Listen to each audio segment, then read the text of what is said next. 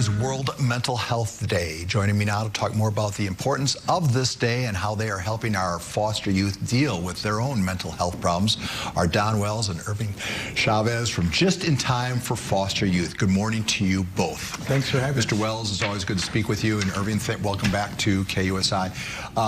Could you pick it up with what does Mental Health Day entail? What does it mean to you, for instance? Well, Just in Time helps young people who've aged out of the foster care system after they turn 18. And our whole sensibility is around the fact that disconnection is the _1 gap for young people in foster care. They're separated from their families. They tend to be disconnected while they're in care, and then when they come out of care, they're still disconnected. And people, human beings, don't do well when they're disconnected. So a lot of mental health problems come from that sense of, I don't have a sense of belonging, I'm not seen and heard, and I don't feel like I have a community of support around me. So for us, trying to fill that gap is really vital. That sounds lonely. It is.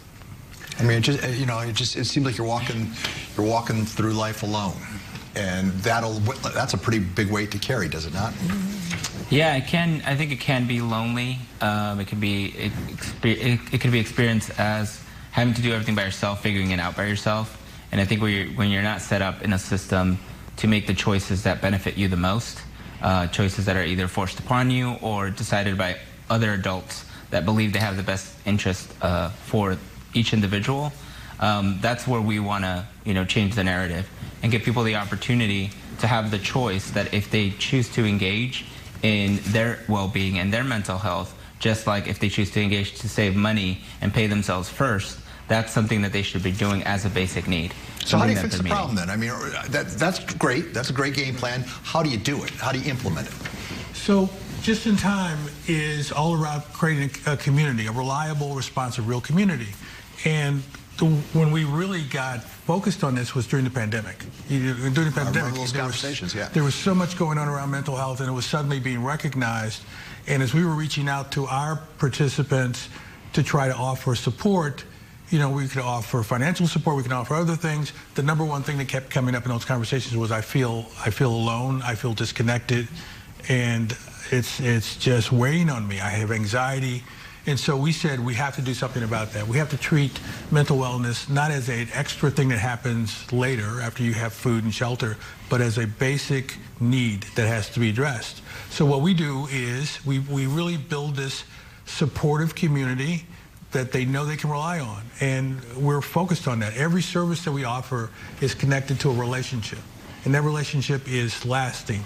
So if you come to Just in Time at 18 and you get a financial advisor, for example, that same person will be with you when you're in your 30s.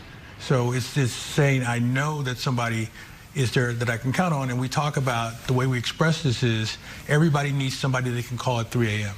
Even if you don't need to, somebody will be there to pick up. So everybody needs that person. And are we looking for people to be that person? To receive that phone call? Are we looking just for funding? What's the call to action here today? I think for World Mental Health Day, we want to bring the awareness that there's an open resource for former foster youth that is accessible to them and is adequate for their needs. So if they decide that they want to be a part of taking care of themselves, they don't have the barriers that even people that do not experience the foster care system have to go through, which are insurance and then over-bombarded, medical systems, whatever that may be, and then having to go through a therapist that you might not necessarily fit with. So given that opportunity of having, once I decide that that's something I want to do, having that access quicker and that choice. But we welcome everybody in our community, so any resource and any type of support. How many kids are we talking about right now that are under your umbrella right now? This past year, we served 3,500 youth in San Diego County alone. That's a big chunk of it is.